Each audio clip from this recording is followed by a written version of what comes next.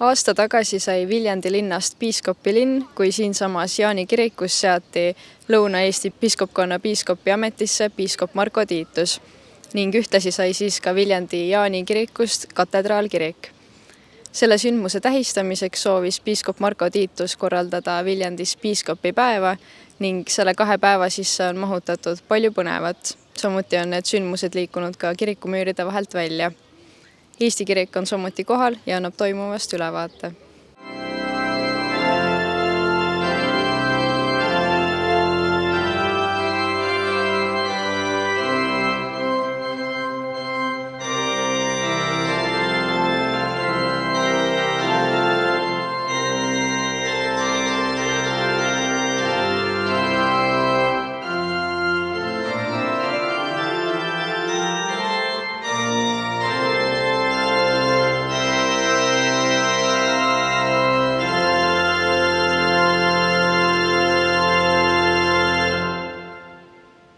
Meil on nüüd siin Viljandi gümnaasiumi direktor Juhan-Mart Salumäe ja küsikski, et millised suhted on Viljandis gümnaasiumil ja Jaani kirikul, mis on siis nüüd piiskopi katedraalkirik? Viljandi gümnaasiumi Jaani kirik on juba kooli algusaastatest alates tihedalt koostööd teinud. Et kui meie kool loodi, siis jätkasime nii nagu ka teised gümnaasiumid omal ajal jõulukiriku traditsiooniga ja viimastel aastatel on just nimelt Jaani kirik selleks kohaks, kus me enda jõulukirikut teeme ja lisaks sellele on olnud Viljandi gümnaasium ka hea meelega abiks Jaani kirikule erinevate sündmuste korraldamisel, kui on vaja ruume, kui näiteks oli piiskopiks pühitsemise üritus Viljandis, siis hea meelega olime abiks ka seda sündmust toetame enda ruumidega. Aga loomulikult ega siin taustal on ka palju inimsuhteid, palju koostegemisi, et julgeks öelda, et väga paljudes küsimustes on põhjust meil kiriku esindajatega nõu pidada ja ma leian, et piiskop Marko Tiitusega on meil olnud senimaani hea konstruktiivne koostöö ja olen optimistlik, et see jätkub ka edaspidi. Ja täna pidas Marko Tiitus siin gümnaasiumis külalistunni, et kui tihti ta siia satub ja kas seda võiks tihedamini olla? Tundi väga tihti ei ole sattunud, kuigi ma julgen arvata, et see ei olnud ka päris esimene kord tunni formaadis siia sattuda.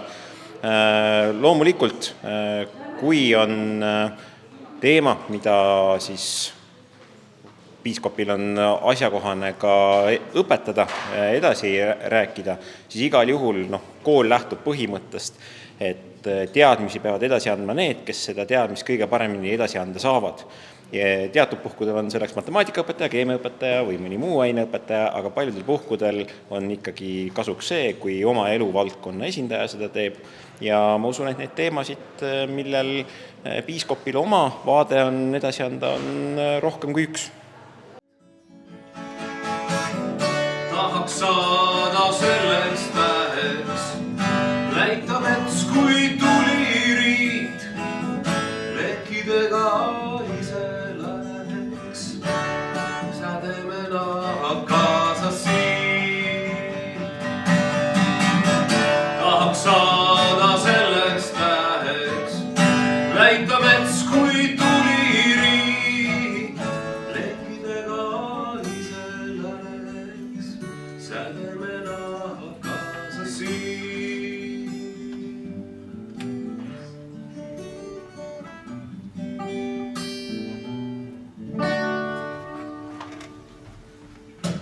Me oleme siit pannkoogipanni tagant nüüd leidnud piiskop Marko Tiituse, et siin 2 päeva jooksul toimub palju sündmusi, et kes on selle piiskopipäeva sihtrühm?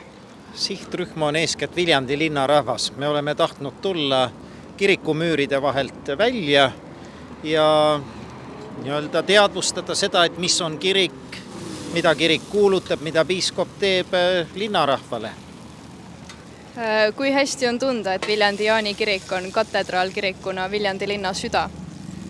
No see tunne tuleb ikka tasapisi alles tekitada. Ma arvan, et meie ise Viljandi Jaani koguduse ja nõukogu liikmed saame sellest aru küll, aga eks see ongi selle piiskopipäeva mõte, et laiemalt tutvustada, aga nii ta tasapisi läheb, et täna on juba täitsa mitu inimest soovinud siin head piiskopipäeva ja nii see tasakesi käib. aga mis aitaks piiskopilinna kuvandit veel paremaks muuta? Ma arvan, et inimestega suhtlemine ongi ikkagi see võtmesõna ja märksõna, et kui kristlased ise, koguduse liikmed, piiskopiga eesotsas, aga meid on täna siin ju suur hulk abilisi, läheme inimeste juurde ja räägime juttu ja tutvustame endid ja küsime, kuidas neil läheb, siis nii see peakski käima. Ja kas see tänavu esimest korda toimuv piiskopipäev võiks tulevikus ka traditsiooniks saada? Võiks küll, ma arvan, et see on päris kindel, et selline traditsioon tuleb tekitada ja nii just ongi, et esimene kord võtavad alati asjade sissetöötamised aega, aga ma usun, järgmine kord juba läheb palju hoogsamalt. Kuidas teile kook maitseb? Väga hästi. Ja nõman. Ja kas te teate, kes need koogid küpsetas või mis sündmuse raames need siin valmistatakse? See on siis piiskopipäeva raames ja need pannkoogid küpsetas teile siis piiskop isiklikult. Kas te sellist sõna olete kuulnud? Ja kas sa tead, mida see tähendab või kes see on? See ongi kiriku või selle nagu usuline või midagi sükest vist. Ja, see on väga õige. Piiskop on tõesti kirikus. Avame siis piiskopi ametit ja selle tunnuseid ja ka ajalugu ja tänapäeva tutvustava stendi siin Viljandi Jaani kiriku silla otsas. Üks Jaani kiriku tunnuslauseid ongi, et ta on kirik linna südames ja siit nii turiste kui külastajaid käib palju mööda.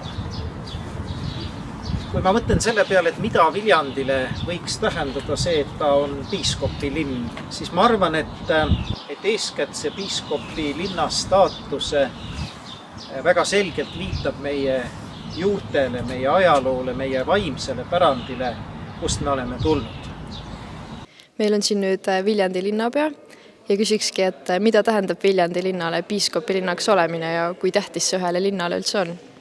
No see on ju ajaloos esimene kord, kui eelmisel aastal Viljandi linn piiskopi linnaks sai, nii et kindlasti see on meile väga suur au ja nii nagu ma ütlesin siin ka kontserdi lõpus, siis selle viimase aasta jooksul on näha, et meie piiskop vaatamata sellele, et talle on selle ametiga tulnud palju uusi kohustusi tegelikult ju üle Lõuna-Eesti, siis ta on endiselt jätkanud ka siin Viljandis teenimist ja mina julgeks küll öelda, et piiskopkond ja Eesti Evangeelne Luteri kirik on Viljandis väga hästi nähtavad. Ja millised on suhted Viljandi linna ja siis Jaani kiriku, katedraalkiriku vahel? Ma arvan, et nad on väga head ja väga konstruktiivsed, et tegu on ju lisaks sellele, et ta on nüüd ka piiskopkonna peakirik ja tõesti nagu katedraal, nagu te ütlesite, siis tegemist on ka, ma julgeks öelda, Viljandi ühe sellise kultuurikeskusega, et siin toimub väga palju erinevaid kontserte, näiteks ka meie oma muusikakooli lapsed esinevad siin igal aastal, et see on veel selline lisamõõde, ma arvan, sellel hoonel lisaks sellele, et ta on pühakoda.